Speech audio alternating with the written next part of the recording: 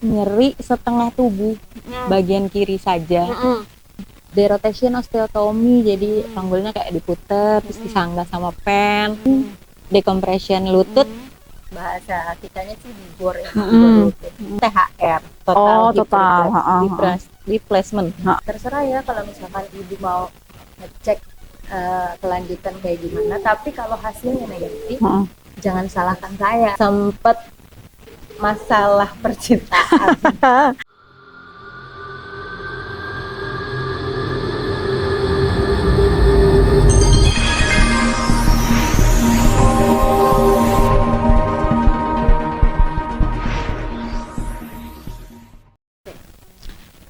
Halo sahabat Reli, kita ketemu kembali dengan podcastnya Reli. Podcastnya Reli itu selalu dengan tema yang berbeda loh. Jadi kali ini kita akan berkenalan dengan seorang teman yang sudah berapa kali operasi ya? 3 kali operasi. Ini barusan ya keluar dari rumah sakit? Kamis minggu lalu ya. Perkenalkan diri dulu Kak, namanya siapa? Ya. Nama saya Wilda Hairul, saya dengan SLE keterlibatan muskuloskeletal didiagnosa 2018, tapi sudah ada gejala di 2016, jadi 2 tahun. 2 tahun prosesnya ya. Nah, sekali lagi proses menuju tegak diagnosa rematik autoimun itu tidak gampang, prosesnya bisa panjang dan ya berliku-liku pastinya ya. Pasti. Nih Kak, mau tanya, awal gejala gimana? Awalnya pas lagi kerja, kebetulan suka ada kecelakaan kerja gitu, karena kan kerjanya di dapur ya. Sempet jatuh dengan posisi duduk gitu, terus tiba-tiba nyeri setengah tubuh, bagian kiri saja. Dan pas ketika ke dokter saraf tuh dikiranya takutnya ada masalah di tulang karena posisi jatuh itu. Dan kebetulan ketika ronsen memang ada pergeseran sedikit di area tulang belakang. Aku lupa lumbal berapa. Curiganya takutnya skoliosis ya, yang bengkok itu. Karena memang postur aku tuh kayak lebih condong gini. Nggak tahu karena kebiasaan atau apa gitu dulunya. Terus karena di tempat aku kerja tuh nggak ada MRI, akhirnya dirujuk ke Pusat Otak Nasional. Dari situ ya mulai dari nol lagi. Untuk cek-cek semua, dicek itu EMG ya, SSEP yang di strum gitu, untuk lihat respon syarafnya gimana. Tapi alhamdulillahnya tuh bagus, cuma memang area kiri itu lebih lemah sedikit, tapi tidak berbahaya. MRI juga bagus. Terus selama mencari itu ternyata ada keluhan-keluhan yang mulai timbul gejala ya, kayak sendi di sini merah-merah gitu Kak, kayak sakit. Terus akhirnya dokter kayaknya memang arahnya bukan saraf nih gitu. Coba kamu ke penyakit dalam, tapi karena di PON itu pusatnya otak, lebih ke syaraf gitu kan, dokternya banyaknya syaraf ya. Kalau untuk penyakit dalamnya tuh kayak hanya ada 1 poli gitu yang dibuka, jadi kan antrinya akan lama nih. Sempet dikasih pilihan 2 opsi rumah sakit, mau ke A atau B. B-nya itu RSCM, A-nya ada rumah sakit sebelumnya. Cuman aku mikir kan karena aku kerja, jadi aku mikir cari rumah sakit yang lebih dekat dari tempat kerja. Aku milih rumah sakit A nih. Untuk cari tahu ternyata kayaknya cukup lama juga nyari tahunya, hampir setahun. Pas tiba di perpanjang rujukan, aku tuh ketemu sama dokter di Paskes dia. Dia kebetulan lagi melanjutkan sekolah. Terus dia bilang kayaknya ini suspek SLE gitu, didiagnosanya ditulis itu. Sebelum itu pengecekan anak. Dan ketika itu bawalah surat rujukan dengan diagnosa dari Paskes 2. Sempet tuh di dokter di A ini tuh sempet kayak, kok bisa dibilang suspek SLE, pengecekannya tuh mahal bla bla bla. Pokoknya dokternya kayak marah karena ada diagnosa itu. Terserah ya kalau misalkan ibu mau ngecek kelanjutan kayak gimana, tapi kalau hasilnya negatif jangan salahkan saya, katanya gitu kan. Terus saya cuman bilang ya nggak apa-apa, saya keluar uang asal saya tahu 2 tahun loh saya nyari gitu kan, cukup lama gitu.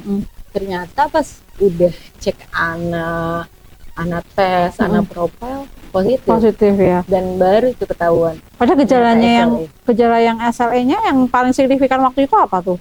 Ada sariawan, rambut rontok, sama ada demam. Cuman kalau sariawan sama rambut rontok tuh sebenarnya gejalanya dari kecil kan. Dari kecil ya. Jadi kayak ternyata setelah didiagnosa aku tuh ada faktor genetik. Oh, dari ibu. Oh, ibunya apa? Keluarga ibu maksudnya. Keluarga ibu. Jadi kebetulan nggak lama aku didiagnosa, tanteku juga SLE juga. SLE dengan RA. Oh, begitu. Jadi genetiknya kuat. Jadi genetik itu nggak mesti langsung ya, misalnya seorang ibu terus anaknya gitu, karena enggak. Jadi bisa nanti dibilang kan ini nggak langsung nih tantenya yang kena terus kayak gitu ya. Jadi bukan yang terus keturunan langsung gitu, enggak. Dan itu memang selalu ada faktor pemicunya. Biasanya ada faktor mungkin paparan kimia di lingkungan, ataupun mungkin ada paparan psikis, atau mungkin infeksi juga bisa. Jadi masih tanda tanya sebenarnya, penyebab pastinya itu apa, masih tanda tanya. Nah, terus Kak Wilda kan waktu itu sudah kemudian mulai pengobatan SLE ya. Dan di situ berarti nggak ada keterlibatan organ ya? Murni muskuloskeletal. Paru, tapi kalau paru itu kayaknya dulu karena kerjanya di rumah sakit, ngunjungin pasien memang yang sakit yang menular ya. Dan kebetulan mungkin akunya lagi flare up, jadi memang kondisi tubuhnya lagi nggak bagus. Terus aku ngunjungin pasien yang memang menular, sempat kena juga ya. Oh ya, oke. Sekarang lebih cenderung ke muskuloskeletalnya ya? Iya. Nah, itu ceritanya gimana sampai operasi berapa kali? 3 kali. Itu operasi apa saja? Yang pertama itu panggul kiri, itu derotation osteotomy, jadi panggulnya kayak diputer terus disanggah sama pen. Terus di Maret 2024 kemarin decompression lutut, bahasa kitanya sih dibor ya, lutut. Dan baru Mei ini panggulnya lagi, panggulnya tapi yang kali ini THR, total replacement. Berarti ini 3 kali panggul kanan kiri terus sama yang lutut ya? Ya, aduh, jaraknya berapa lama tuh dari operasi satu ke keduanya? Panggul kiri 2020, ini Maret 2024, Mei 2024. Beda belum 2 bulan. Belum 2 bulan ya sudah operasi ini. Dokter bilang apa tuh Kak? Akibat apa gitu? Karena steroid jangka panjang ya. Berapa lama sih berarti minum steroidnya? Kebetulan aku waktu di rumah sakit yang RSA pilihan aku ini, yang nggak ngerti ya namanya pasien diberi obat ya udah terima aja gitu, karena kan dokter lebih paham ya. Dan dulu itu pakai sistem yang diberikan steroid sesuai dengan berat badan. Nah, kebetulan kan berat badan aku 45 kilogram. Nah, aku dapat steroid itu 45 mg per hari. Dan itu selama 11 bulan tidak tapering off. Harusnya kata dokter yang sekarang menangani saya itu memang harusnya bertahap tiap bulannya untuk turun.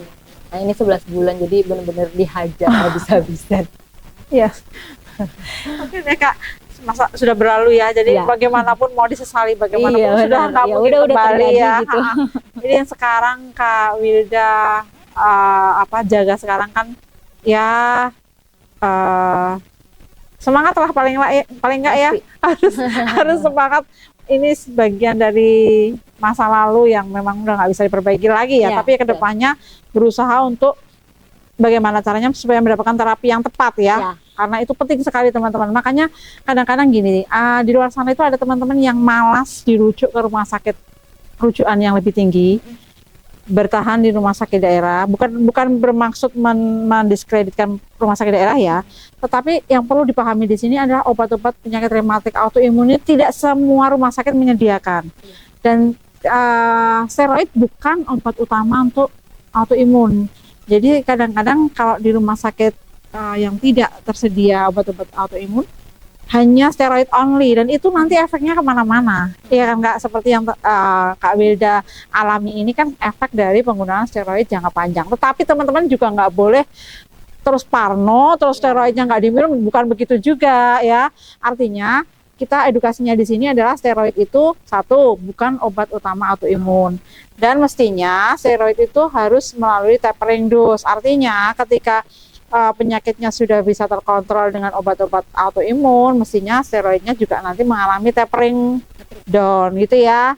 Jadi kalau memang dirujuk oleh dokter untuk ke rumah sakit yang lebih tinggi ya, walaupun jaraknya jauh, walaupun perlu effort lebih, tapi tolong dipikirkan bahwa terapi yang tepat itu akan memberikan perbaikan yang lebih cepat gitu ya, daripada kita bertahan dengan terapi yang kurang tepat tapi efeknya malah kemana-mana. Itu salah satu pembelajarannya ya Kak Wilda ya. Oke, Kak Wilda ini seorang yang struggle banget karena dengan kondisi yang seperti sekarang dia kos sendiri loh, ya kan? Ya, kos sendiri. Sudah 2 tahun. Udah 2 tahun. Kesulitan nggak kalau misalnya harus naik apa ya, KRL atau apa kalau kontrol? KRL. Itu dengan posisi tadinya tuh sebelum ngekos itu kan memang jarak rumah cukup jauh ya di Cibinong, dan keretanya memang per 2 jam.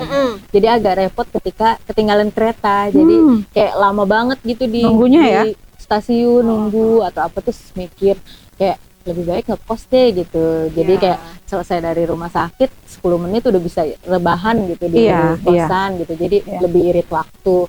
Untuk segi biaya sih memang agak lebih besar ya, karena harus ngeluarin kosan, terus makan dan lain-lain gitu ya. Tapi kalau PP pun sebenarnya sama aja kalau di total untuk sebulan sebenarnya. Cuman bedanya ya harus apa-apa sendiri aja. Iya, kan maksudnya bukan gimana ya, tapi kan kondisinya memang seperti ini. Jadi kalau misalnya harus pulang kayaknya juga lumayan. Iya kan. Nah, itu dia mungkin ke situnya ya.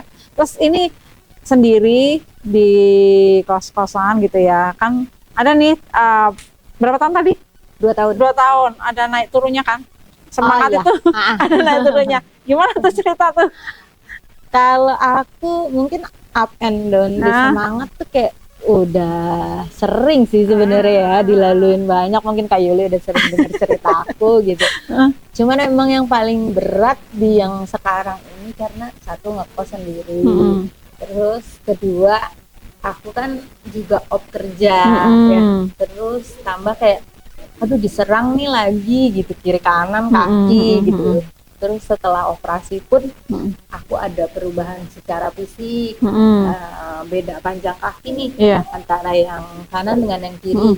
Jadi kalau yang kanan normal, yang kiri tuh lebih pendek karena proses operasi kemarin. Jadi jalan pun jadi kayak agak jinjek dan beda gitu. Terus sempet masalah percintaan. Ini kayaknya harus bersambung teman-teman karena panjang sekali ya. Oke, nanti kita masalah percintaan kita bahas di sesi kedua ya. Ini aku mau tanya dulu nih Kak Wilda kan posisinya pernah off kerja juga ya? Ya. Karena dulu nakes ya? Ya. Nakes, terus sekarang harus off kerja karena kondisinya. Nanti cerita juga di segmen kedua ya. Lebih seru teman-teman segmen keduanya. Jadi jangan kemana-mana. Nanti lihat lanjutan kisahnya Kak Wilda. Bagaimana sih dia naik turunnya ya, dinamikanya baik penyakit maupun kehidupan pribadinya. Sampai jumpa ya di podcast selanjutnya.